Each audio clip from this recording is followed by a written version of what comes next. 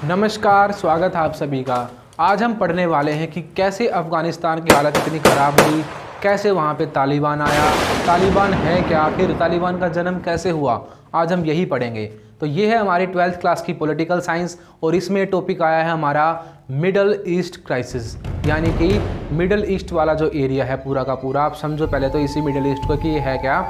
पूरी जो ये दुनिया है, इस दुनिया के मिडल में पड़ता है हमारा एशिया वाला ये पार्ट, ठीक है। तो इसे बोलते हैं मिडल ईस्ट। ईस्ट मतलब कि पूर्व, तो पूर्व के देश हैं सारे के सारे, तो ईस्ट के भी मिडल में, ठीक है। तो ये जो अरब कंट्रीज़ पड़ती हैं और इधर अफ़गानिस्तान पड़ता है, ठीक है, ये सारा का सारा एरिया मिडल ईस्ट वाला एरिया है। तो मिडल ईस्ट क्राइसिस, पूर्व मध्य का संकट, यानी कि ईस्ट साइड में जो मिडल के देश पड़ते हैं उनमें क्या क्या प्रॉब्लम आई।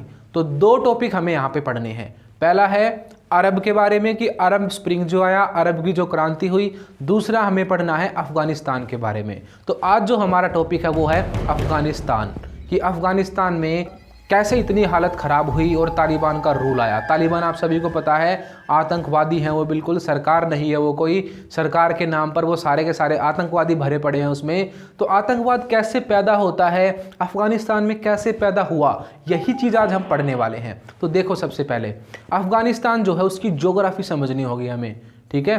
अफ़गानिस्तान को बोला जाता है ग्रेवयार्ड ऑफ एम्पायर्स, यानी कि साम्राज्यों का कब्रगाह, यानी कि बहुत सारे राजा यहाँ पे आए इसे कब्जा करने के लिए, पर वो कोई भी कब्जा नहीं कर पाए, यहीं पर दफन होकर रह गए, यानी कि कोई भी अफ़गानिस्तान को आज तक जीत नहीं पाया। रशिया ने भी कोशिश कर ली, अमेरिका ने भी कोशिश कर ली, उसके अलावा पहले के टाइम पे अंग्रेज़ों ने भी कोशिश कर ली, और भी बहुत सारे राजा वगैरह यहाँ पे लड़ते रहे थे, इन्होंने भी कोशिश कर ली। अफ़गानिस्तान जो है उसको कब्जा नहीं किया गया। ऐसा नहीं कि किसी ने नहीं किया, एक दो शासक थे जिन्होंने किया है, पर अधिकतर जितने भी आए वो यहाँ से हार कर ही गए। उस टाइम की सबसे बड़ी पावर हुआ करती थी अंग्रेज भी यहाँ पर हार गए थे। अब ये बात नहीं है कि वहाँ पर इतने तगड़े योद्धा हैं कि सबको मार देते हैं आते ही, ऐसा नहीं है। उसकी ये वजह है कि वहाँ की जो ज्योग्राफी है उससे बेनिफिट मिला हमेशा अफ़गानिस्तान को। अफ़गानिस्तान जो है इसकी ज्योग्राफी समझो अच्छे से, तभी आप ये टॉपिक समझ पाओगे, तभी आप समझ पाओगे कि आतंकवादी कैसे पनपे, कैसे वहाँ पे संकट आया, कैसे वहाँ पे दिक्कतें हैं और आज तक दिक्कत क्यों चल रही हैं। तो सबसे पहला काम है हमारा ज्योग्राफी को समझना। तो जो ये अफ़गानिस्तान है इसमें सबसे मेन इसका जो एरिया है, ये देखो आप बिल्कुल ध्यान से, इसको मैप में देखो आप, ये आपको ओरिजिनल मैप दिख रहा है। इस मैप में आप देख सकते हो साफ साफ कि यहाँ पे पूरे देश में तो पहाड़ी पहाड़ है, और बाकी जो एरिया बचा ये भी कुछ ग्रीन नहीं दिख रहा हमें, यहाँ पे भी डेजर्ट वगैरह है। तो अफ़गानिस्तान में सबसे मेन बात क्या है, इसकी पूरी ज़मीन पहाड़ी है, या पहाड़ी नहीं है तो कंकर हैं, पत्थर हैं, या रेत है, यानी कि डेजर्ट है या हिल है। तो ऐसे देश में डेवलपमेंट होगी कैसे, दिक्कत ही आएगी, जहाँ पे ना खेती होती है ना कुछ और होता है।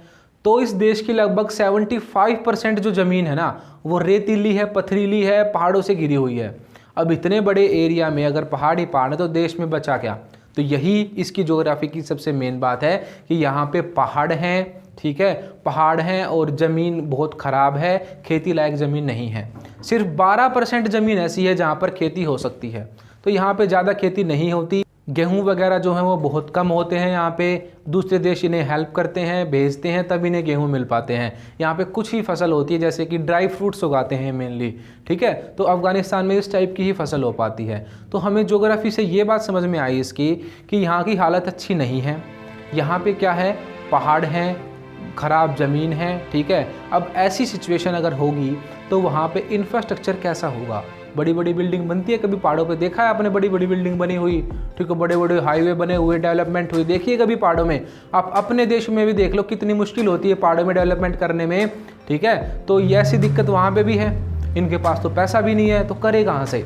तो अफ़गानिस्तान में ना तो कोई इंफ्रास्ट्रक्चर है, यानी कि ना बड़ी बड़ी बिल्डिंग है, कुछ नहीं है, ना बड़े बड़े स्कूल, ना कॉलेज, ऐसा कुछ नहीं है अफ़गानिस्तान में। बहुत कम जगह है वहाँ पे जो ये चीज़ें हैं, ठीक। उसके अलावा ना यहाँ पे ट्रांसपोर्ट फैसिलिटी अच्छी है, यानी कि यातायात के साधन नहीं हैं, ना ट्रेन चलती, पहाड़ों में कहाँ ट्रेन चलाएंगे, ना यहाँ पे कोई ट्रेन है बड़ी, ना मेट्रो वेट्रो का तो मतलब ही नहीं बनता, ठीक है, ना इतने बड़े एयरपोर्ट वगैरह हैं यहाँ पे। एक दो बस जो कैपिटल वगैरह है इनकी इस देश की, वहाँ पर ही कुछ डेवलपमेंट है, बाकी तो बिल्कुल ये देश मान लो आप बर्बाद है, बिल्कुल भी डेवलप ये देश नहीं है। ठीक है। तो पहाड़ होने की वजह से, ज़मीन खराब होने की वजह से, यहाँ पे खेती ना होने की वजह से यहाँ पे दिक्कत है, गरीबी है बहुत सारी। समझ गए अब? तो यहाँ पे जोग्राफिकली कंडीशंस अच्छी नहीं हैं, इसीलिए यहाँ की इकोनॉमी भी ख़राब है और यहाँ के हालात भी ख़राब है। दूसरी बात मैंने अभी आपको बताया था कि कोई भी इसे जीत नहीं पाया। क्यों नहीं जीत पाया? क्योंकि कंडीशन ही ऐसी है। अब यहाँ पे कोई लड़ने आएगा बाहर का, तो यहाँ के लोग जो थे यहाँ के, वो तो छिप जाते हैं पहाड़ों में, छिप छिप कर लड़ाई लड़ते हैं, गोरिल्ला वॉर बोलते हैं इसे। तो ये लोग छिप छिप कर पहाड़ों से लड़ाई लड़ते हैं। कोई देश आता है दूसरा लड़ने के लिए, वो यहाँ पे आकर उनसे लड़ ही नहीं पाता हमेशा, ठीक है, क्योंकि ये तो अपने एरिया से पूरे जानते हैं अपने एरिया को अच्छे से, इन्हें पता है हर एक चीज़ का कि कौन सा पहाड़ कहाँ है, कहाँ घाटियाँ हैं, कहाँ ये है, जंगल कहाँ पे है। तो यहाँ पे जा के छिप जाते हैं 1 मिनट में। तो आतंकवादियों पे भी कंट्रोल करना बहुत मुश्किल हो जाता है यहाँ पे अफगानिस्तान में, ठीक है। तो आप समझे अभी तक कि यहाँ की कंडीशंस अच्छी नहीं हैं, यहाँ पे कोई इंफ्रास्ट्रक्चर नहीं है, यहाँ पे कम्युनिकेशन नेटवर्क नहीं है, यहाँ पे अच्छे रोड नहीं है, यहाँ पे ट्रांसपोर्ट नहीं है, ठीक है। यहाँ पे जो है पहाड़ ही पहाड़ हैं, रेतीली ज़मीन है, रेतीली नहीं है तो कंकड़ ही कंकड़ है, खेती बहुत कम होती है, केवल 12% एरिया पे खेती होती है, ड्राई फ्रूट वगैरह ज़्यादा उगाए जाते हैं, खाने पीने की चीज़ों की दिक्कत रहती है, गेहूँ चावल ये चीज़ें ये सारी की सारी मंगाते हैं बाहर से, ठीक है। तो ये सारी प्रॉब्लम है। अब आपको एक बात और पता होनी चाहिए कि इसका संस्थापक कौन है। अहमद शाह अब्दाली का नाम आपने सुना होगा, जिसने भारत पर भी हमला किया था, ठीक है। मूवी भी आई थी, कभी संजय दत्त ने रोल किया था उसमें अहमद शाह अब्दाली का। तो अहमद शाह अब्दाली इसका संस्थापक है, यानी कि पुराने टाइम पे जो राजा हुआ है जिसने कि अफगानिस्तान को बसाया है, वो है अहमद शाह अब्दाली, ठीक है, जिसकी लड़ाई मराठाओं के साथ हुई थी भारत में। तो अहमद शाह अब्दाली इसका फाउंडर है। उसके बाद आप ये समझो इसकी ज्योग्राफी में एक और चीज़ कि जो ये पहाड़ी एरिया है, ये एरिया है, तो आपने अधिकतर देखा होगा कि जहाँ भी पहाड़ी एरिया वगैरह होता है वहाँ पे ट्राइबल लोग ज़्यादा होते हैं। तो अफ़गानिस्तान की जो पूरी की पूरी जनसंख्या है ना, पूरी की पूरी पॉपुलेशन जो है वो है ट्राइबल लोग, यानी कि जनजाति लोग। इसी वजह से यहाँ पे प्रॉब्लम होगी। अब देखना आप आगे कैसे। मैं बात कर रहा हूँ आज से 40 साल पहले की, क्योंकि ये टाइम कौन सा चल रहा है, 1970 का दशक, 80 का दशक, तब की बात मैं आपको पढ़ा रहा हूँ अभी। इस टाइम पे अफगानिस्तान में क्या क्या दिक्कत हुई, ठीक है। हिस्ट्री हमें नहीं पढ़नी, हिस्ट्री में भी अंग्रेजों की लड़ाई हुई है। जब अंग्रेजों के अंडर भारत हुआ करता था उस टाइम पे अंग्रेज भी लड़े हैं इनसे, 3 लड़ाइयाँ हुई हैं अफगानिस्तान के साथ, जिन्हें कि एंग्लो अफगान वॉर बोला जाता है। वो हमें इस पॉलिटिकल साइंस में नहीं पढ़ने, वो हिस्ट्री का पार्ट होते हैं। तो 12th के बाद जब आप हिस्ट्री पढ़ोगे तो आप पढ़ोगे 3 अफगान वॉर अंग्रेजों के साथ, पर अभी हमें वो नहीं पढ़ने। पर हमें बस इतना जान लेना है कि उन लड़ाइयों में भी अंग्रेज उनसे नहीं जीत पाए थे। तो अहमद शाह अब्दाली इसके संस्थापक हैं। यहाँ पे ट्राइबल लोग रहते हैं। अब आपको ये याद रखना कि यहाँ पे ट्राइब कौन कौन सी है, क्योंकि वो ट्राइब आज भी हैं और उन्हीं ट्राइब्स में से बहुत सारे आतंकवादी भी बन चुके हैं, अलकायदा को सपोर्ट भी करते हैं, तालिबानी भी हैं वो लोग, ठीक है। उन्हीं में से वही तो जनसंख्या वहाँ की, वही तो लोग हैं वो, ठीक है। तो आपको ट्राइब याद करनी है कि कौन कौन सी ट्राइब है। देखो 4 ट्राइब है वहाँ पे। सबसे पहली और सबसे मेन है पश्तून ट्राइब। कौन सी है? पश्तून। उसके बाद आती है दूसरी, वो है तजिक ट्राइब, या तजाक भी कह सकते हो इसे आप, या तजिक भी कह सकते हो। जो तजाकिस्तान देश है वही वाला तजाक है, ठीक है, वहीं से आए हुए लोग, यानी वहीं पे ओरिजिन इनका, पड़ोस में तो है दोनों देश। तो तजाक जो जनजाति है वो भी यहाँ पे है। तो सबसे बड़ी मात्रा में ये 2 ही हैं। पहली कौन सी है? पश्तून। लगभग 42% लोग यहाँ के पश्तून ट्राइब से हैं। उसके बाद दूसरी कौन सी है? वो है तजाक, ठीक है, लगभग 27% लोग यहाँ पे तजाक हैं। उसके बाद बसते हैं उज्बेक। उज्बेक यहाँ पे लगभग 19% लोग हैं। उसके बाद एक और जनजाति है यहाँ पे जिसका नाम है हजारा, ठीक है। हजारा भी बोल सकते हो, हजार भी बोल सकते हो। तो हजारा जनजाति है यहाँ पे, ठीक है। हजार जनजाति या हजारा जनजाति वो भी 19% है, और बाकी तो 1-2% बची, वो छोटी मोटी जनजातियाँ हैं। तो हमें ये बात पता चली कि अफगानिस्तान पूरा का पूरा ट्राइबल एरिया है, ठीक है। यहाँ पे जनजातीय लोग हैं जो कि जंगलों में रहते हैं, ठीक है। ज़्यादा बिजनेस वगैरह, ट्रेड वगैरह इन चीज़ों से मतलब नहीं है, अपनी ही लाइफ में खुश रहने वाले लोग हैं, ठीक है। ज़्यादा एजुकेशन नहीं है, वो ट्राइबल लोग थे वहाँ के। तो ट्राइबल लोग जो थे वो वहाँ पे रह रहे थे अच्छे से, ठीक है। उनके अपना धर्म था, धर्म यहाँ पे मुस्लिम धर्म है। तो जितनी भी ट्राइब हैं सारी की सारी, चारों के चारों मुस्लिम धर्म को फॉलो करती हैं। इनके साथ थोड़ी सी प्रॉब्लम ये थी कि ये लोग एजुकेटेड नहीं थे और धर्म को बहुत ही ज़्यादा मानकर चलते थे। आप किसी भी चीज़ को अगर बहुत ज़्यादा मानने लग जाते हो ना, तो वही आपकी दिक्कत बन जाती है। मैं सिर्फ मुस्लिम धर्म की बात नहीं कर रहा यहाँ पे, चाहे हिंदू धर्म भी हो, कोई भी धर्म हो आपका, आप अगर सिर्फ धर्म की ही बात करो, बिल्कुल कट्टर हो जाओ अपने धर्म को लेकर, एक्सट्रीमिटी किसी भी चीज़ की हानिकारक होती है हमारे लिए। तो एक्सट्रीमिटी जो है वो किसी भी चीज़ की खराब होती है, और यहाँ के लोग जो हैं वो अपने धर्म को लेकर बहुत ही ज़्यादा सेंसिटिव थे और बहुत ही ज़्यादा अपने धर्म को मानते थे। अब भी आप देख रहे होंगे कि तालिबान का रूल आते ही क्या हो जाता है, वहाँ पे सारे मुस्लिम रूल फॉलो करने लग जाते हैं वो लोग, ठीक है। शरिया कानून को लागू कर देते हैं, महिलाओं को घर से नहीं निकलने देते, ठीक है, बिल्कुल बांध के रखते हैं, पूरे के पूरे कपड़े ढककर चलती हैं वो, ठीक है। तो ये सारी चीज़ें वो फॉलो करने लग जाते हैं। तो वहाँ के जो जितनी भी ट्राइब थी वो धर्म को बहुत ही तगड़े तरीके से फॉलो करती थी। यहीं से प्रॉब्लम शुरू हुई। अब देखो, अभी ये टाइम आया है 1970s का, और यही वो टाइम है जहाँ से अफ़गानिस्तान में प्रॉब्लम शुरू हुई। अब देखो, हमने पढ़ा था कि कोल्ड वॉर चला हुआ था, पूरी दुनिया में साम्यवाद और पूंजीवाद की बात हो रही थी। अब जो अफ़गानिस्तान है, यहाँ पे सरकार बनी एक साम्यवादी सरकार। नाम याद रखना, दाऊद खान नाम का आदमी था एक। क्या नाम है? दाऊद खान। दाऊद खान ने यहाँ पे एक सरकार बनाई जिसका नाम था कम्युनिस्ट सरकार, ठीक है। और उनकी पार्टी का नाम था PDPA। नाम याद रखना, हिंदी वाले भी इंग्लिश वाले भी सेम नाम याद रखना है दोनों को। People democratic party of Afghanistan. क्या है? People democratic party of Afghanistan, PDPA, ठीक है। तो ये नाम आपको याद रखना है। ये सरकार कैसी थी? कम्युनिस्ट सरकार थी, ये साम्यवादी सरकार थी, जो कि सब कुछ अपने कंट्रोल में ले लेती है, ठीक है, और अपने हिसाब से डेवलपमेंट करती है। तो दाऊद खान की सरकार बनी कम्युनिस्ट सरकार। अब कम्युनिस्ट सरकार जो होती है वो धर्म वगैरह को बिल्कुल भी नहीं मानती, ठीक है, नास्तिक होती है वो, यानी कि अथीस्ट होती है वो, बिल्कुल भी धर्म को नहीं मानती। उसके अलावा वो सुधार करती है देश में, ठीक है।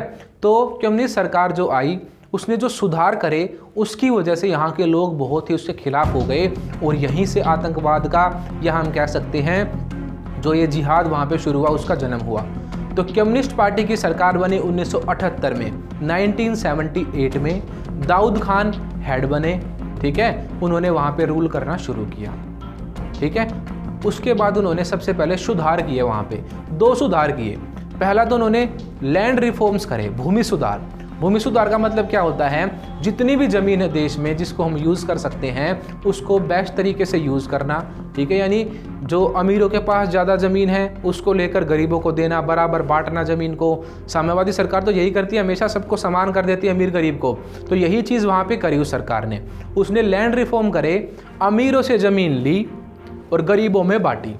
इससे जो अमीर लोग हैं, यानी अमीर जो ज़्यादा कबीले के सरदार हैं, ठीक है, और भी जो लोग हैं, वो सरकार के खिलाफ होंगे या नहीं होंगे? उनकी ज़मीनें जा रही हैं, तो बहुत ज़मीन से जुड़े हुए लोग हैं, इन्हें और मतलब नहीं किसी चीज़ से, इन्हें अपने घर और ज़मीन से मतलब होता है। तो जिनकी ज़मीन छिन गई वो तो सरकार के खिलाफ आंदोलन करेंगे। तो यही हुआ वहाँ पे। जब सरकार ने लैंड रिफॉर्म शुरू करे तो वहाँ के लोग बिल्कुल पागल हो गए, ज़मीन कैसे छीन ली हमारी, ठीक है, छोड़ेंगे नहीं सरकार को। हथियार उठा लिए लोगों ने, बिल्कुल पागल की तरह सरकार के खिलाफ हो गए वो, ठीक। तो सरकार के खिलाफ आंदोलन हो गए ज़मीन वाली बात पे। उसके अलावा मैंने अभी आपको बताया कि धर्म की बात आ गई फिर, कि ये जो साम्यवादी सरकार होती है धर्म को सपोर्ट नहीं करती ज़्यादा, ठीक है, ये नास्तिक रहने की बात करती है। तो दाऊद खान वाली जो सरकार थी कम्युनिस्ट पार्टी, वो बिल्कुल ऐसे ही जो रह रही थी, वो नास्तिक की तरह काम कर रही थी, धर्म वगैरह को ज़्यादा प्रमोट नहीं कर रही थी। तो अब धर्म की बात पे जुड़ गए लोग। अब धर्म जब जहाँ पे अट जाता है तो सारा देश एक साथ हो लेता है। तो जितने भी ट्राइब थे, जितने भी मुस्लिम ट्राइब थे, सारे ने धर्म के नाम पर झंडा उठा लिया सरकार के खिलाफ और जिहाद शुरू कर दिया। जिहाद का मतलब होता है धर्म के लिए पवित्र लड़ाई, ठीक है। आजकल जिहाद जो है आप आतंकवाद से जोड़कर देखते हो उसे, तो जिहाद जो शुरू तो होता है अच्छे के लिए, पर जो आजकल जिहाद चल रहा है वो अच्छा नहीं है, वो धर्म के नाम पर नहीं, वो तो आतंकवाद के नाम पे चला रहे हैं सब कुछ। तो जिहाद शुरू हो गया, यानी कि वहाँ पे लोगों ने सरकार के खिलाफ एक लड़ाई छेड़ दी, एक धर्म युद्ध छेड़ दिया कि हमारे धर्म को कैसे बोल दिया, हमारी ज़मीन कैसे छीन ली हमसे, ठीक है। तो सारे लोगों ने वहाँ पे हथियार उठा लिए, ठीक है। अब एक बात बताओ, हथियार आए कहाँ से? ये आपके दिमाग में क्वेश्चन आता होगा कि वहाँ पे आतंकवाद कैसे बना। मैंने अभी तक आपको बताया है कि वहाँ पे लोग सरकार के खिलाफ हुए हैं, अभी तक टेरर वहाँ पे इतना नहीं बढ़ा है, ठीक है। लोग सिर्फ नॉर्मल आंदोलन कर रहे हैं, ठीक है। पर एक कमी है इनमें, ये कम एजुकेटेड लोग थे, ठीक है। इसके साथ साथ ये जनजातीय लोग थे, ठीक है, और धर्म वगैरह को ज़्यादा मानते थे, इसीलिए बहुत कट्टर तरीके से इन्होंने अपना आंदोलन किया। सारे के सारे सरकार के खिलाफ हो गए। अब सरकार आंदोलन को दबाएगी या नहीं दबाएगी? सरकार ने भी इनके ऊपर फोर्स दिखाया, इनके ऊपर बल प्रयोग किया और इनको दबाने की कोशिश करी। अब सरकार ने जो इनको दबाने की कोशिश करी, उससे क्या हुआ, ये लोग और ज़्यादा आंदोलन करने लगे। उसकी वजह से अब रशिया जो है उसने बड़ी दिक्कत करी यहाँ पे। अब मैंने अभी आपको बताया कोल्ड वॉर का माहौल है, जो भी साम्यवादी जहाँ पर भी होता है उसे सपोर्ट करने पहुँच जाता है रशिया।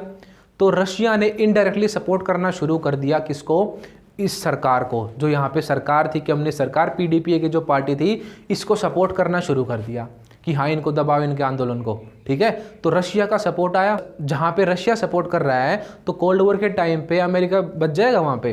कोल्ड वॉर छोड़ो, आज के टाइम पे भी जहाँ पे रशिया और अमेरिका की बात आती है ना, तो जहाँ पे रशिया इंटरफेयर कर दे अमेरिका जरूर घुसता, क्योंकि दोनों आज भी दुश्मन हैं, इनकी आज भी नहीं बनती। ठीक है, तो ऐसा ही उस टाइम पे हुआ। जब रशिया इनको सपोर्ट करने लगा, अमेरिका भी सपोर्ट करने लगा इनको, जिहादियों को।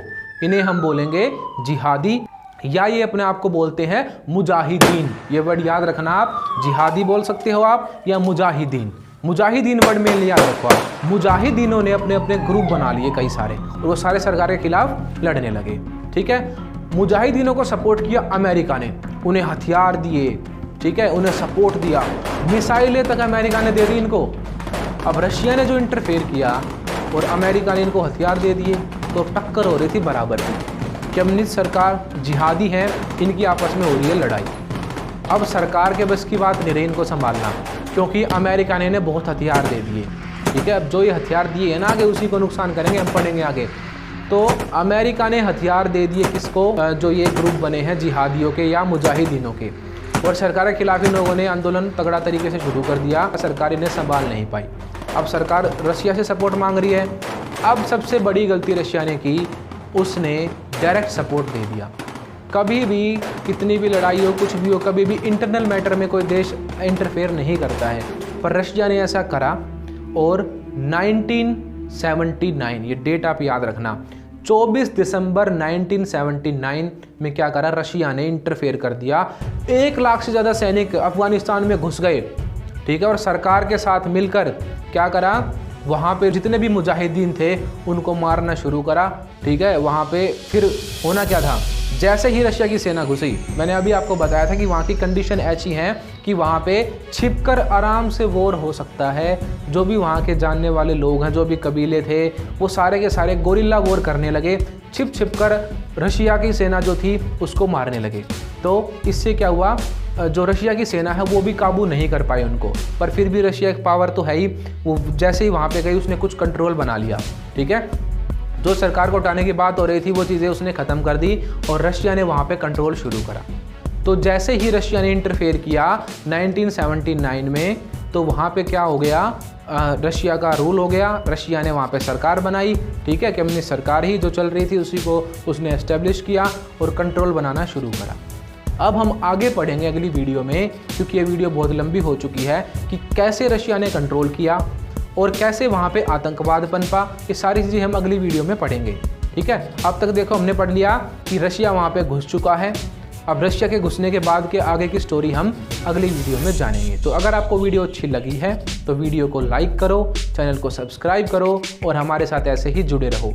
इस चैनल पे आपको 6 to 12 क्लास सारे सब्जेक्ट बिल्कुल अच्छे से पढ़ाए जाते हैं। एनिमेटेड वीडियोज़ आपको दिखाई जाती हैं। तो अगर आपको हमारी ये वीडियोज़ अच्छी लगती हैं तो हमारे चैनल को ज़रूर सब्सक्राइब करो और अपने फ्रेंड्स को भी रिकमेंड करो।